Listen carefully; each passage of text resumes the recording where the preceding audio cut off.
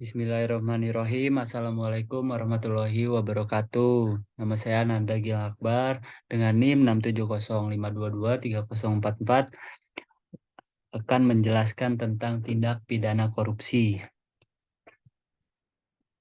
Pengertian korupsi. Korupsi berasal dari bahasa Latin yaitu corruptus dan corruption. Artinya buruk, bejat, menyimpang dari kesucian, perkataan menghina atau memfitnah. Dalam Black Law Dictionary di modul tindak pidana korupsi KPK, korupsi adalah sesuatu perbuatan yang dilakukan dengan sebuah maksud untuk mendapatkan beberapa keuntungan yang bertentangan dengan tugas resmi dan kebenaran-kebenaran lainnya. Sesuatu perbuatan dari suatu yang resmi atau kepercayaan seseorang yang mana dengan melanggar hukum dan penuh kesalahan memakai sejumlah keuntungan untuk dirinya sendiri atau orang lain yang bertentangan dengan tugas dan kebenaran-kebenaran lainnya. Ada 8 tipe korupsi. Yang pertama political kickbacks, yang kedua election fraud, yang ketiga campaign practice, yang keempat extraordinary corruption, yang kelima illegal corruption, yang keenam ideological corruption, yang ketujuh mercenary corruption. Lalu pasal tentang pemberantasan tindak korupsi yaitu UU Nomor 3 Tahun 1971. Undang-undang ini dikeluarkan di masa Orde Baru pada kepemimpinan Presiden Soeharto. UU Nomor 3 Tahun 1971 mengatur pidana penjara maksimum seumur hidup serta denda maksimal 30 juta bagi semua delik yang dikategorikan korupsi. Kelompok pidana korupsi. Yang pertama, merugikan keuangan negara, suap menyuap, penggelapan dalam jabatan, pemerasan, perbuatan curang, benturan kepentingan dalam pengadaan, yang terakhir gratifikasi. Lalu tipe tindak pidana korupsi, tipe pertama tindak pidana korupsi, tipe pertama terdapat dalam pasal 2 UU PTPK yang menyebutkan bahwa setiap orang yang secara melawan hukum melakukan perbuatan memperkaya diri atau orang lain atau suatu koperasi yang dapat merugikan keuangan negara atau perekonomian negara dipidana dengan pidana penjara seumur hidup atau pidana penjara paling singkat 4 tahun, paling lama 20 tahun penjara. Dan denda paling sedikit 200 juta rupiah dan paling banyak 1 miliar rupiah. Dalam hal ini, tindak pidana korupsi sebagaimana dimaksud dalam ayat 1 dilakukan dalam keadaan tertentu, pidana mati dapat dijatuhkan.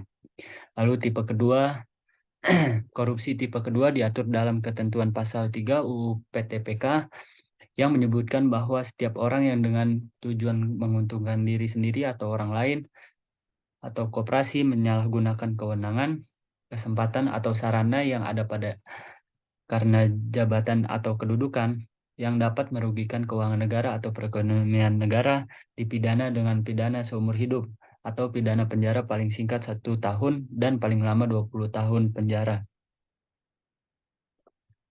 Dan paling sedikit 50 juta rupiah dan paling banyak 1 miliar rupiah denda. Tipe ketiga, korupsi tipe ketiga terdapat dalam ketentuan pasal 5, 6, 8, 9, 10, 11, 12, 12A, 12B, 12C, dan 13 UU PTPK. Berasal dari pasal KUHP yang kemudian sedikit dilakukan modifikasi perumusan ketika ditarik menjadi tindak pidana korupsi sesuai Undang-Undang Nomor 20 2001 dengan menghilangkan redaksional kata sebagaimana dimaksud dalam pasal-pasal KUHP seperti formulasi dalam ketentuan Undang-Undang Nomor 31 Tahun 1999. Lalu tipe keempat adalah tipe korupsi percobaan, pembantuan atau pemufakatan jahat serta pemberian kesempatan, sarana atau keterangan terjadinya tindak pidana korupsi yang dilakukan oleh orang luar wilayah Indonesia.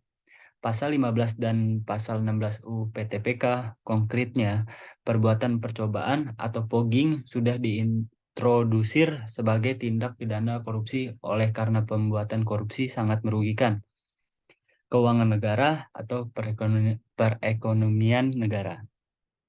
Dasar hukum pemberantasan tindak pidana korupsi di Indonesia ada UU Nomor 3 Tahun 1971, UU Nomor 20 Tahun 2001, Peraturan Pemerintahan Nomor 71 Tahun 2000 tentang tata cara pelaksanaan peran serta masyarakat dan pemberian penghargaan dalam pencegahan dan pemberantasan tindak pidana korupsi.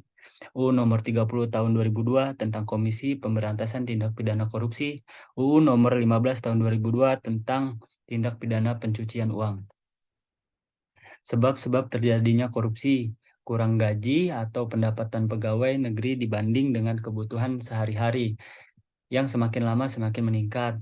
Yang kedua, ketidakberesan manajemen. Tiga, modernisasi. Keempat, emosi mental. Yang kelima, gabungan beberapa faktor. Solusi pemberantasan korupsi. Yang pertama, represif.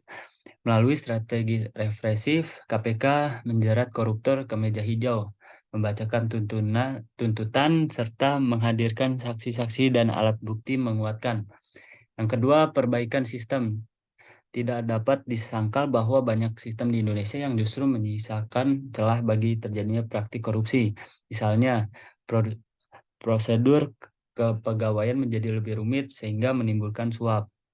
Yang ketiga, edukasi dan kampanye. Salah satu hal penting dalam pemberantasan korupsi adalah kesamaan dan pemahaman mengenai tindak pidana korupsi itu sendiri. Dengan adanya persepsi yang sama, pemberantasan korupsi bisa dilakukan secara tepat dan terarah. Sayangnya, tidak semua masyarakat memiliki pemahaman seperti itu. Mungkin itu saja yang dapat saya sampaikan. Kurang lebihnya mohon maaf. Wassalamualaikum warahmatullahi wabarakatuh.